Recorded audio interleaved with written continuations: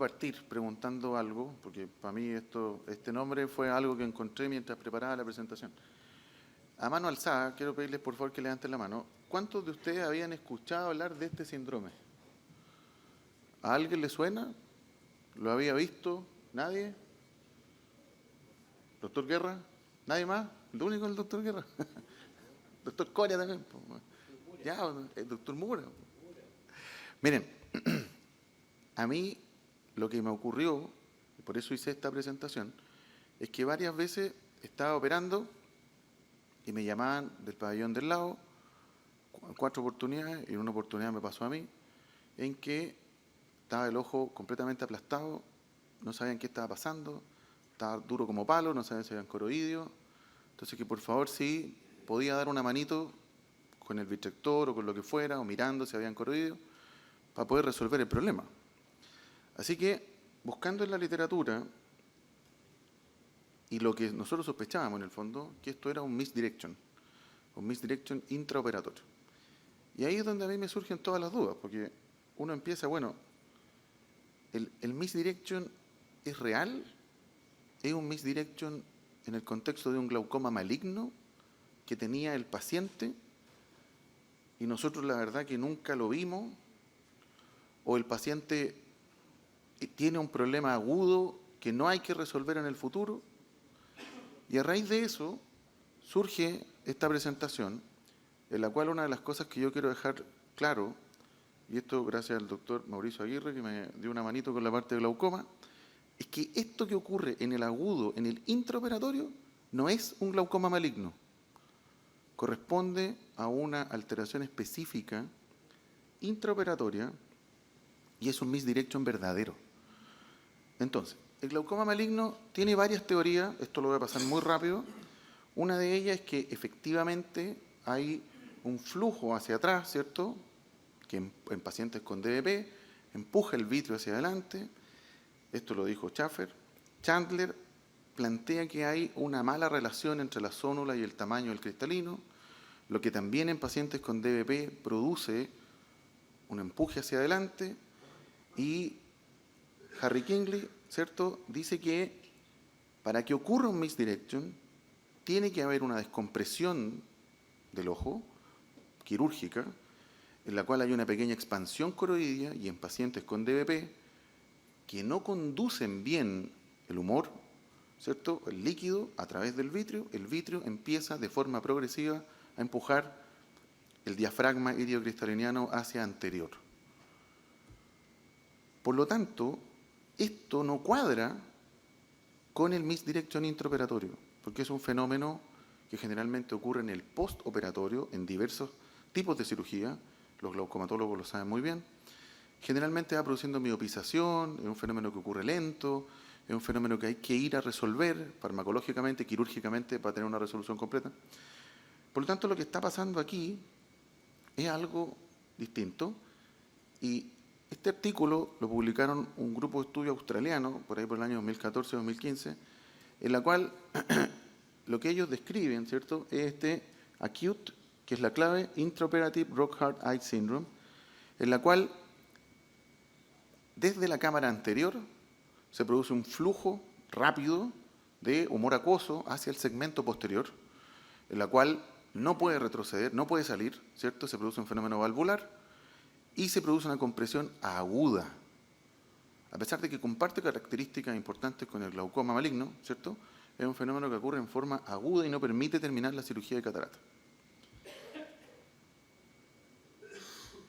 Fíjense, aquí el cirujano coloca, ¿cierto?, tiene la rexis lista, hace la hidrodisección y se sale todo el viscoelástico a alta velocidad y se sale el iris a alta velocidad. Uno podría decir en este caso, oye, ¿sabéis que aquí puedo tener un coroidio? Es cierto, uno podría tener un coroidio. Esto puede ocurrir con la catarata, ahí está la catarata entera, pero tiende a ocurrir con mayor frecuencia cuando el cirujano está sacando los restos de corteza. Y tiene que ver con que los flujos de intercambio, cuando uno tiene la IA, ¿cierto?, son muy altos. En cambio, cuando uno tiene el tip de Faco o tiene el viscoelástico, no debería ocurrir. Por supuesto, para que ocurra así de precoz, tiene que haber una predisposición. Las tres características más importantes son la pérdida de cámara anterior, aumento brusco de la presión intraocular y que no haya evidencia de coroides. Si ustedes se fijan, al lado izquierdo se ve una sombra, ¿cierto?, en la foto número 1. En cambio, allí el lente está puesto, ocurrió gracias a Dios al final de la cirugía, pero en la foto número 2 ustedes ven que no hay lente, hay un prolapso del iris y en este caso no pudieron colocar el lente. Entonces la pregunta, y lo más importante es, primero, ¿a quién le puede pasar? Y dentro de los factores de riesgo está la debilidad sonular, síndromes de pseudoexfoliación. Este es muy importante, cataratas complicadas en su ejecución. O sea, mientras más tiempo uno demora en operar una catarata, si el paciente tenía un factor de riesgo para desarrollar un misdirection, es más probable que lo desarrolle. Por eso, en ojos cortos, como decía el doctor Kodriansky, es súper importante hacer una cirugía limpia y una cirugía rápida. Pacientes con trauma previo y en el momento en que más ocurre es cuando uno hace exceso de maniobras para retirar la corteza, en la cual uno puede generar diálisis sonulares pequeñas con alto flujo de recambio por estar aspirando y se va a producir el paso hacia el segmento posterior. Esta maniobra, y este artículo lo puse porque es del año 64, entonces hoy día, efectivamente, uno puede resolver el problema, pero las consideraciones importantes, y esta no es la mejor manera, es primero saber dónde pinchar. Ojos cortos, uno no puede pinchar a 4 milímetros. Ojos largos, en el fondo, en ojos largos, si uno pincha muy adelante puede dañar el cuerpo ciliar. Hay que tener claro cuál es el ojo que uno está pinchando. Pero por otra parte, uno podría caer con la aguja no en un bolsillo de líquido, podría caer en vítreo. Y al caer en vítreo es muy difícil resolver el problema. Aunque puede pasar también que uno al colocar la aguja salga un jet de líquido, ¿cierto?, que nos ha pasado, pero no es la mejor maniobra. Aquí se ve en este video, que es el mismo que les mostré antes, la maniobra que les mostré.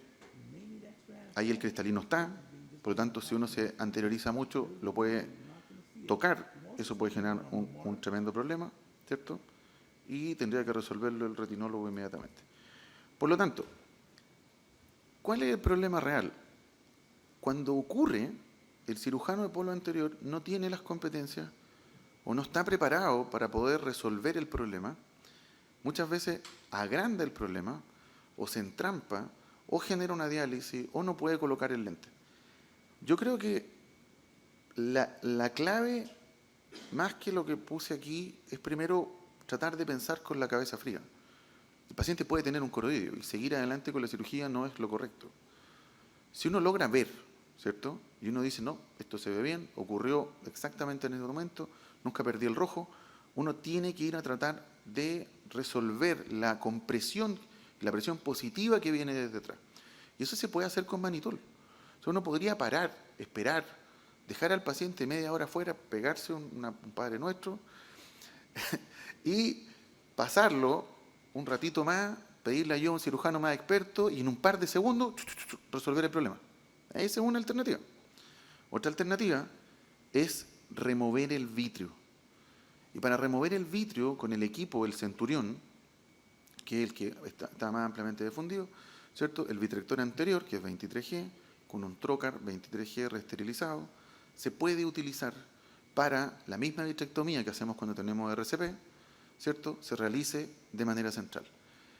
Y yo creo que es importante, y el mensaje es que hay que tratar de entrenarse para poder adquirir esa habilidad. Esta es una habilidad que ocurre pocas veces, un problema que ocurre pocas veces, pero cuando ocurre puede ser un problema grave. Puede ser incluso en un paciente que está colocándose un lente multifocal. Entonces, poder resolverlo de manera adecuada puede dar un muy buen resultado. Suponiendo que no tienen retinólogo, están solos y no se atreven a colocar trócares, hay una maniobra que en realidad yo no me atrevería a hacerla, pero cuando estos pacientes tienen cámara estrecha y tienen iridotomías previas, una de las formas de resolverlo es pasando con el vitrector a través de la iridotomía, pasando por fuera del saco cristaliniano, por la zona de la zónula, y hacer una vitrectomía central. Traumático, totalmente, lo haría, no, pero está escrito, y en el glaucoma maligno, ¿cierto? Se puede hacer, en el fondo, esto mismo de una manera mucho más elegante, pero que es la forma en la que resolvemos el problema. Sin embargo, en el misdirection, que es un fenómeno agudo, lo más recomendable es colocar un trocar, ¿cierto?, a 3,5, 4 milímetros, dependiendo del tamaño del ojo. Ahí les dejé los parámetros que se pueden utilizar, ¿cierto? En general, los vitrectores actuales son muy seguros, ¿cierto? Una vitrectomía central, bien dirigida al centro, puedes comprimir, puedes sacar la presión positiva sin producir tracciones. Es más seguro que traccionar con una aguja y aspirar. Y la invitación a los que están con nosotros en pabellón es que si quieren poner trócares, pueden entrar a las cirugías de retina. Colocar los trócares es una maniobra que no requiere un entrenamiento muy avanzado, pero que los puede salvar en un momento. Y para terminar, antes de dar las gracias, como esto no es un glaucoma maligno, no debería dar problemas en el postoperatorio. Eso quiere decir que el paciente no se va a miopizar, no va a seguir con el problema, porque no es un problema de conducción crónico, ni es un problema como los que se describen en la fisiopatología, las teorías que les mostré, sino que es un problema agudo por exceso de flujo. Muchísimas gracias.